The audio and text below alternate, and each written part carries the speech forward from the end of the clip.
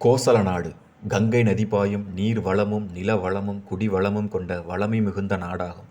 கோசல நாட்டின் தலைநகரம் அயோத்தியாகும். இந்நகரத்தில் வாழும் மக்கள் அனைவரும் தருமசீலர்கள். அயோத்தி என்ற சொல்லுக்கு யுத்தம் இல்லாத ஊர் என்று பொருள். அயோத்தி நகரம் போரும் சினமும் இன்றி சாந்தமாக திகழ்ந்தது.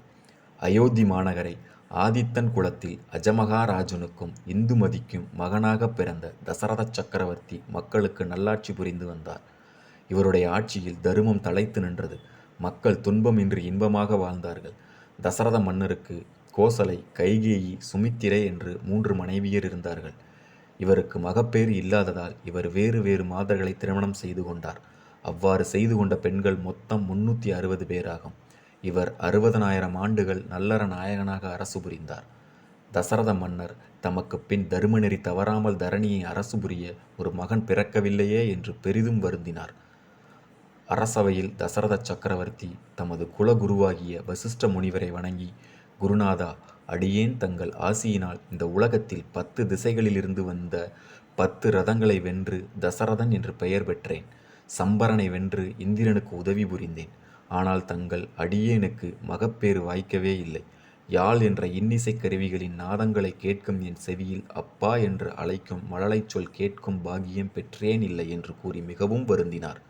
தங்கள் பிரம்மபுத்திரர் அடியேனுக்கு மகப்பேறு உண்டாக அருள் புரிய வேண்டும் என்று கூறி முறையிட்டார். வசிஷ்ட முனிவர் ஊனக்கண்ணை மூடினார். அப்போது அவருக்கு ஞானக்கண் திறக்கப் பெற்றது. அதில் முனிவர் கண்ட காட்சி: திருமால் திருப்பார்கடலில் அரவணையில் அரிதுயில் புரிகின்றார்.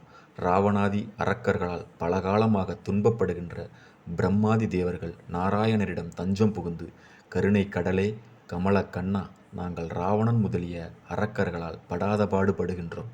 தாங்கள் அசுர குலத்தை அழித்து நாங்கள் செழித்து வாழ அருள் புரிய வேண்டும் என்று சரணடைந்தார்கள். திருமால் தேவர்களை நோக்கி, அமரர்களே, நான் பூவுலகில் ராமனாக அவதரித்து ராவணாதி அரக்கர்களை அழித்து தங்களது துயர் நீக்கி அருள் புரிவேன். ஆகவே நான் மனிதனாக வந்து அவதரிப்பேன். தேவர்களாகிய நீங்கள் முன்னதாகவே வானரங்களாக பிறந்து இருங்கள் என்று கட்டளையிட்டார். திருமாலின் கட்டளையின்படி வானவர்கள் வானரங்களாக பிறந்தார்கள். இந்திரன் வாலியாக பிறந்தான். சூரியன் சுக்ரீவனாக பிறந்தான். அக்னி தேவன் நீலனாக பிறந்தான். விஸ்வபிரம்மா நலனாக பிறந்தான். வாயுதேவன் அனுமனாக பிறந்தான். ருத்ராம்சமும் அதில் கலந்து நின்றது. உபேந்திரன் அங்கதனாக பிறந்தான். பிரம்மதேவர், நான் ஏற்கனவே கரடிக்குழு தலைவன் ஜாம்பவானாக பிறந்திருக்கிறேன் என்று கூறினார்.